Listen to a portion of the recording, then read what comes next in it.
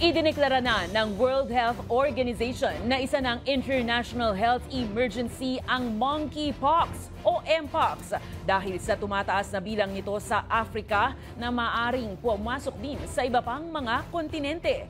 Ano nga ba ang mpox at paano ito nakukuha? Alamin sa balitang A to Z ni Paul Henson.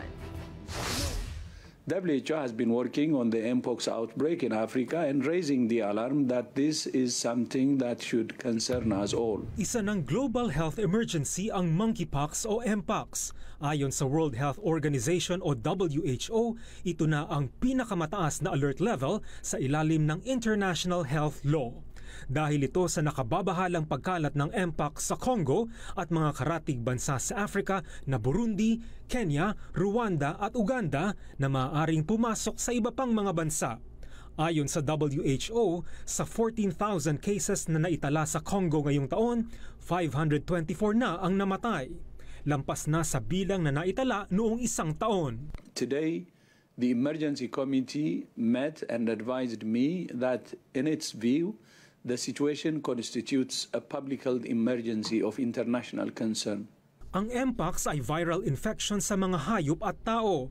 Una itong natukoy sa mga unggoy noong 1950s bago na-detect ang unang kaso sa mga tao noong 1970s sa Congo. Nagre-resulta ito sa mga pantal o rashes at paltos sa balat. Nakahahawa ito kapag nagkaroon ng direct contact sa taong may mpox sa pamamagitan ng sugat, body fluids at respiratory droplets. Pumapasok ang virus sa respiratory tract, sugat sa balat at sa mucous membranes kabilang ang mata, ilong at bibig. Inaprubahan na ng WHO-listed agencies ang emergency use ng 2 mpox vaccines upang maihatid ito sa mga bansang nangangailangan.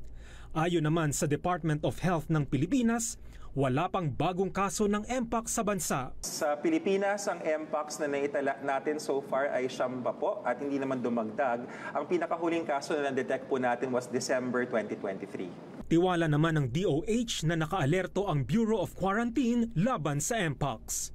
Para sa Balitang A to Z, Paul Henson.